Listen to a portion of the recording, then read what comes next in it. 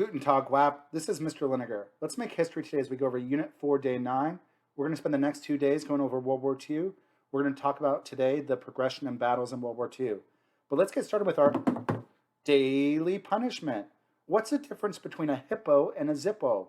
One's really heavy and one's a little lighter.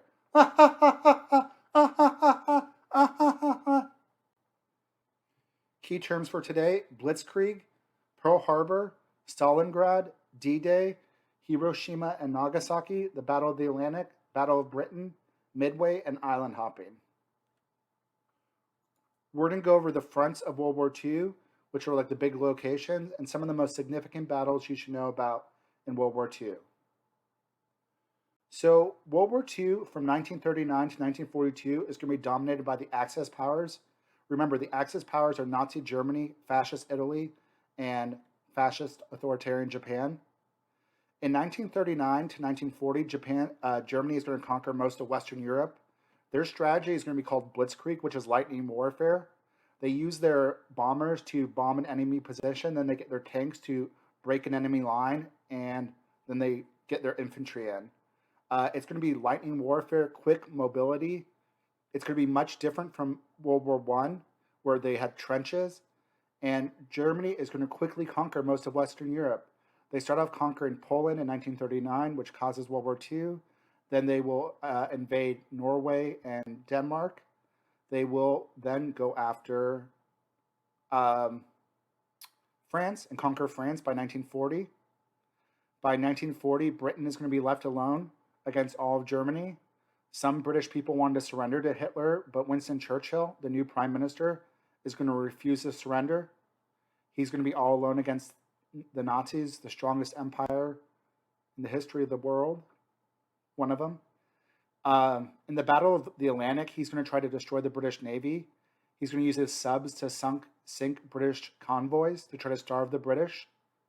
And in the Battle of Britain, he wants to invade Britain, but first they need to defeat the British Air Force. So he's going to do nightly bombings on Britain to try to destroy the Air Force. He ultimately will not be successful. The British create something called radar, which allows them to better able to find and destroy the Axis and Nazi planes.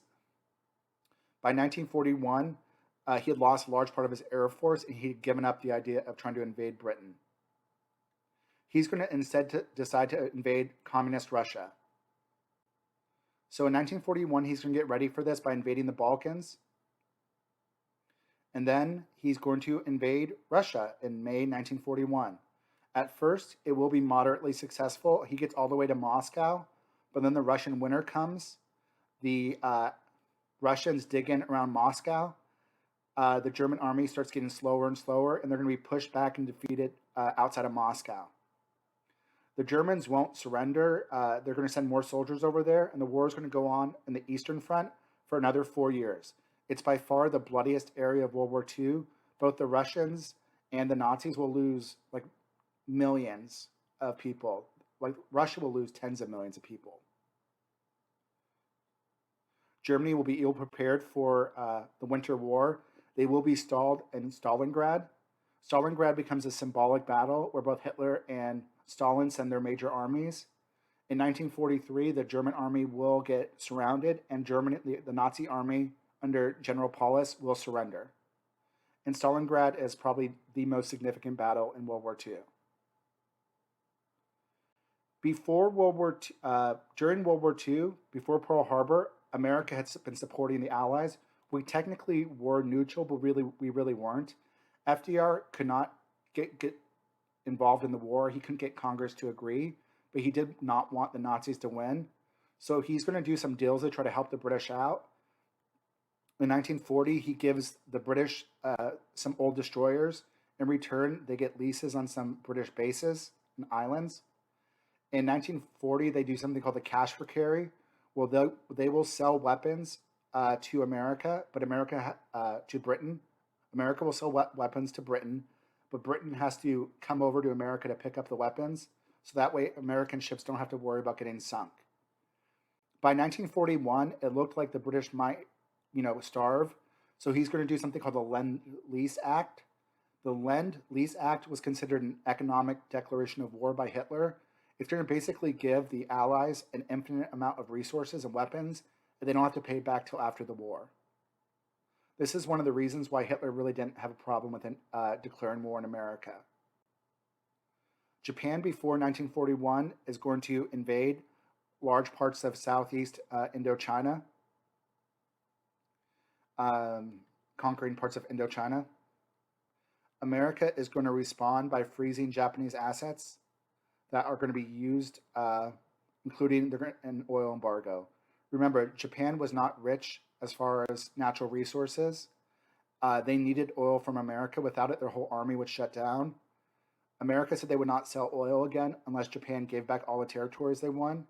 Japan realized they had a choice: either give back all the territories or go to war with America and hope for a quick victory. They're going to do this, and on December 7th, 1941, they will attack America, the American Navy at Pearl Harbor, a surprise attack. Before Pearl Harbor, Japan had already conquered most of Indochina and Southeast Asia. They conquered Malaysia from the Dutch. They conquered Vietnam, Cambodia, Laos, which is Indochina, from the French, and Singapore from the British. And Hong Kong. On December 7th, 1941, Japan will attack America. They will destroy a large part of the American fleet. They'll declare war on America. They'll conquer the Philippines. 2 days later, Germany and Italy will declare war on the US. Japan will overrun Southeast Asia and sweep the seas of the Allied navies. And at first, it looks very successful for Japan. This shows a map of the European front.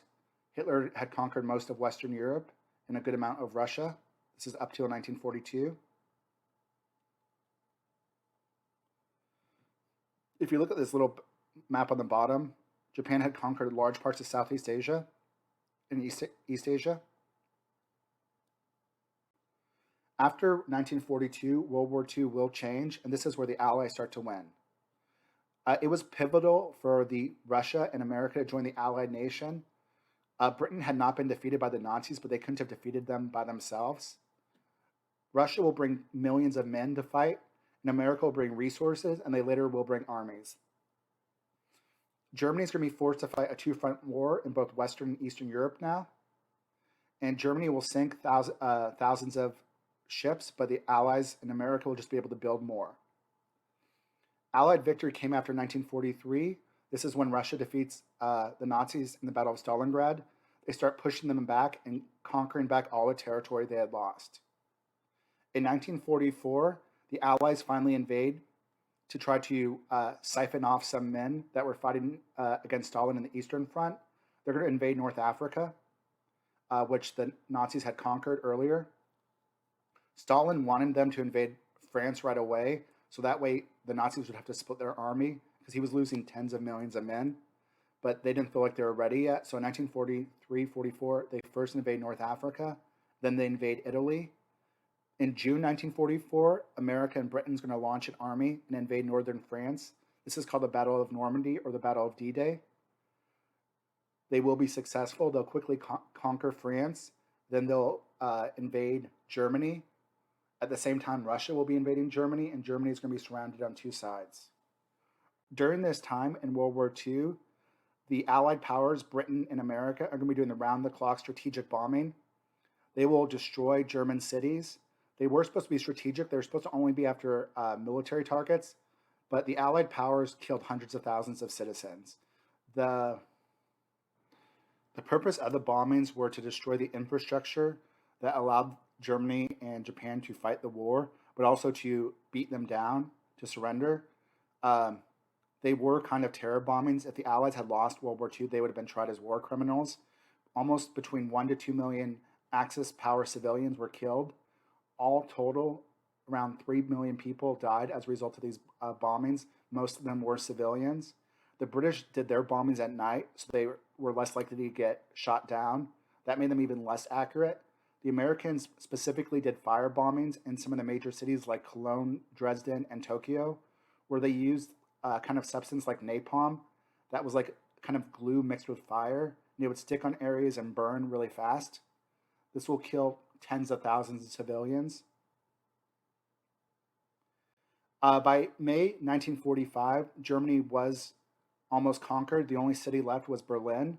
It was being invaded by Russia and by the Americans. Hitler will commit suicide, and then Germany will surrender unconditionally. This is called VE Day, Victory Europe. Let's talk about the Pacific and the turning of the tide in the Pacific. The big battle that was the turning point was the Battle of Midway.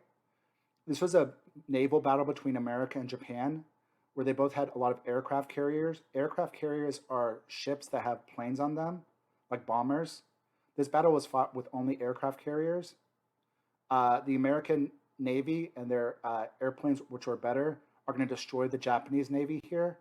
And after this, America is going to start to conquer Japanese islands, and really the Japanese Navy gets destroyed. America's strategy for winning World War II in the Pacific was created by Douglas MacArthur. It's called island hopping. It's where Japan had hundreds of islands. Instead of trying to conquer each island, they're going to use their navy to blockade an island, bomb it, then send an army in after strategic islands that were really good for bases. They'll then kind of let the other islands around starve if they're not that strategic, and they'll get to an island that's closer to Japan. The goal was to get closer and closer to Japan so they could begin bombing it and eventually invade Japan.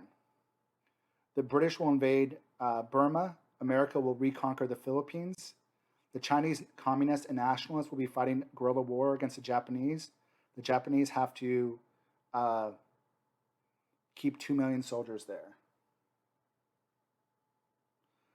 And this right here kind of shows island hopping. Like, let's say America invades here, which they did. Then they might go to a closer island, like right here. Then like right here, right here. The goal is to get closer and closer to Japan. You don't go after every island. That is island hopping.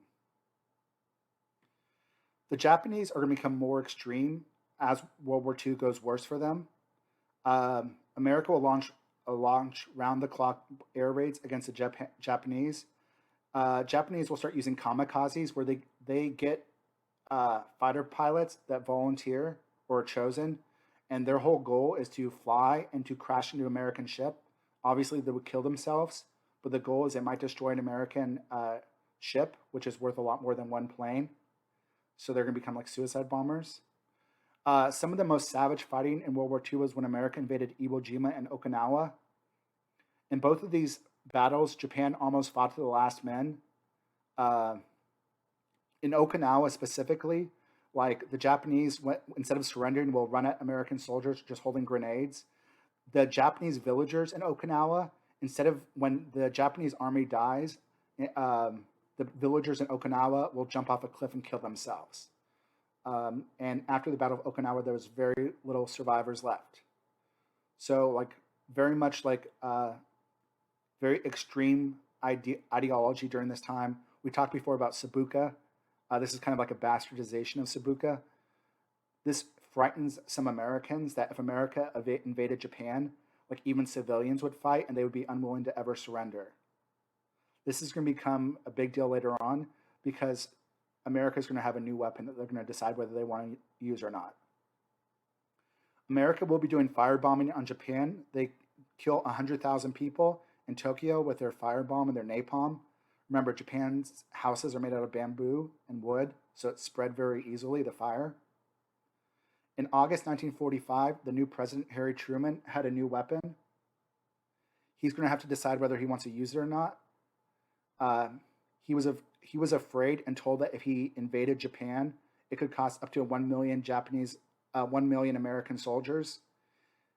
He thought the Japanese were very extreme. They wouldn't surrender, and that they would fight to the last death. They would like arm women and children and like give them grenades just to kill themselves. He also had a new weapon, which was like a super bomb, which was like 10,000 times more powerful than TNT. And he's going to decide to use that, called the atomic bomb. In August 1945, he will bomb Hiroshima and Nagasaki. This will kill 200,000 Japanese people, almost all civilians. In August 15th, 1945, the Japanese emperor will surrender unconditionally, and this will be VJ Day, and this will end World War II. All right, guys, that's all I have for today. Until next time, deuces, deuces, deuces.